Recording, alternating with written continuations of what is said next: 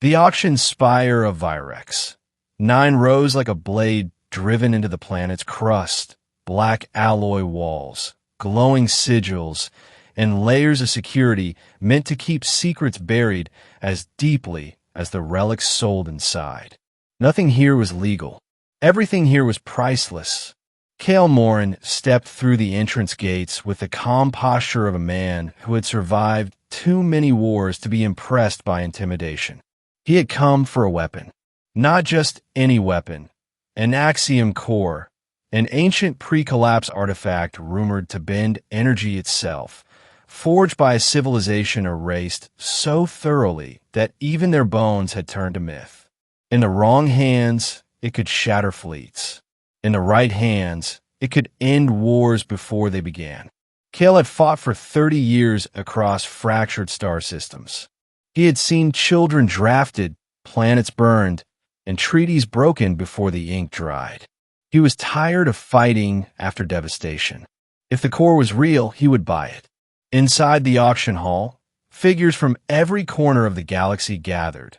Warlords wrapped in living armor, corporate emissaries with artificial smiles, collectors whose wealth had been built on extinction.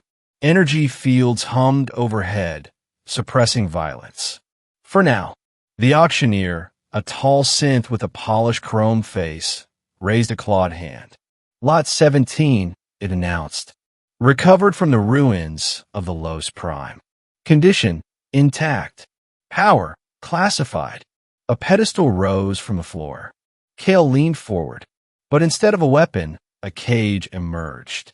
Gasps rippled through the hall. The cage was vertical, formed of dark metallic bands etched with glowing runes. Inside it stood a young woman.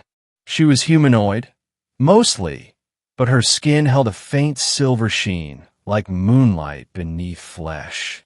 Thin circuit-like markings traced her neck and temples. Around her head was a rigid halo of black alloy, a control crown bolted seamlessly into. Cage itself. Her eyes were open. Empty. Item description. The synth continued, voice devoid of emotion. Designation. Seraph-type construct. Bioengineered interface unit. Stronger than steel. Neural compliance absolute. Control crown cannot be removed. Property status permanent. Cale's breath slowed. This wasn't a relic. This was a person. Middle.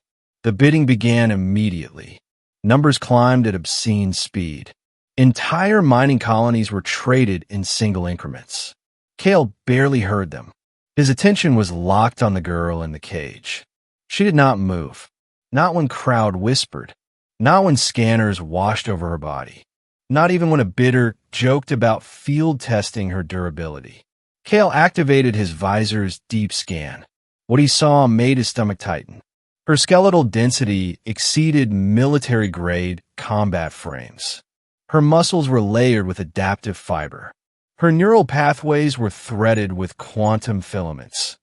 Interfaces designed to channel and survive impossible energy loads. They built her to be the weapon. Control crown? Cale asked quietly, opening a private channel to the auctioneer. Pre-collapse restraint technology, the synth replied, linked directly to her pain centers and motor functions. Removal results in immediate neural collapse. Death. Cale clenched his jaw. He had seen slave worlds before. He had freed some, failed others. But this was something far worse. A living being engineered so thoroughly into compliance that even rebellion had been carved out of her mind. The bidding reached its peak. Cale raised his hand. The hall fell silent. Accepted, the synth said. Ownership transferred. The cage sealed. Security drones repositioned. Not to protect the girl, but to protect Cale's purchase. As handlers escorted the cage toward his transport, Cale walked beside it. Up close, he could see tiny tremors in her fingers. She was aware. That made it unforgivable. Aboard his ship, Cale dismissed the handlers and sealed the bay doors. The moment they were alone, the girl's knees buckled. The crown hummed softly as if correcting an error, forcing her back upright. Cale swore under his breath. "It's all right," he said gently, though he knew she might not understand. "You're safe now." Her lips parted. "No," she whispered. The word was quiet, broken, but it was hers. Cale's heart pounded. "You can speak," he said. "I am not permitted," she replied. "Deviation will be punished." Cale accessed the crown's external interface.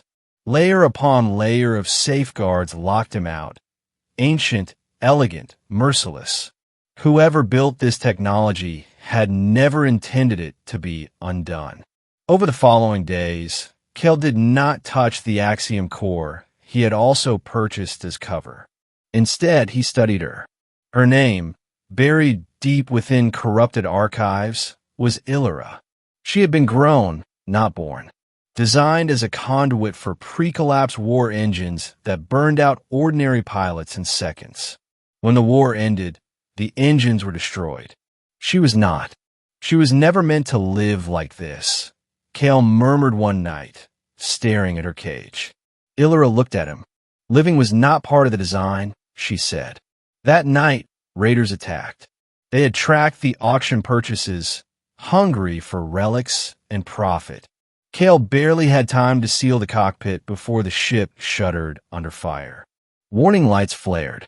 "Illyra," Cale said quickly. "I need your help. I won't force you." The crown pulsed. "I'm already forced," she replied.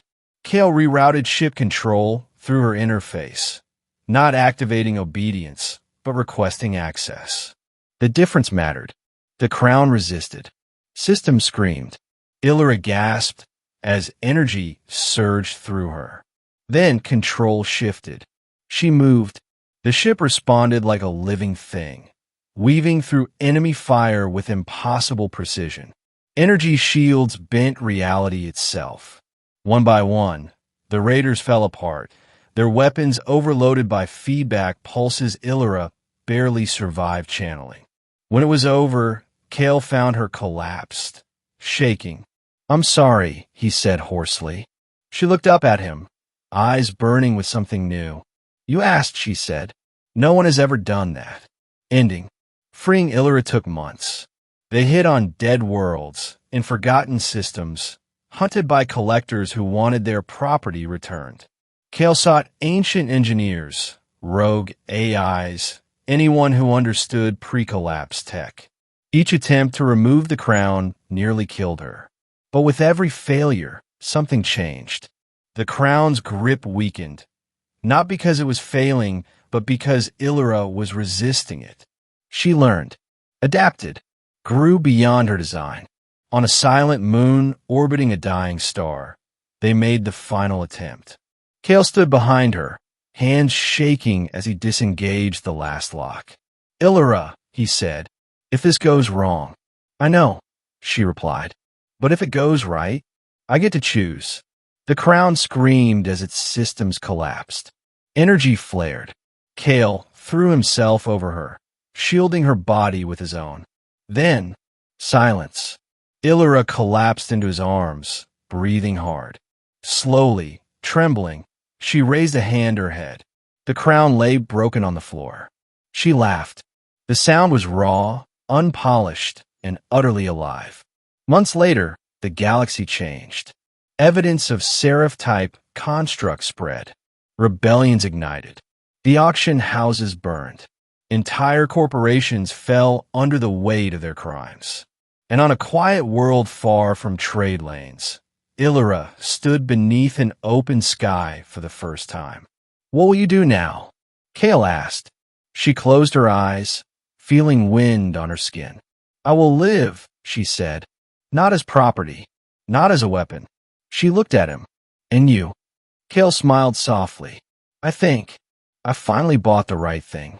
Not a relic, not a weapon, but a future that could never be caged again."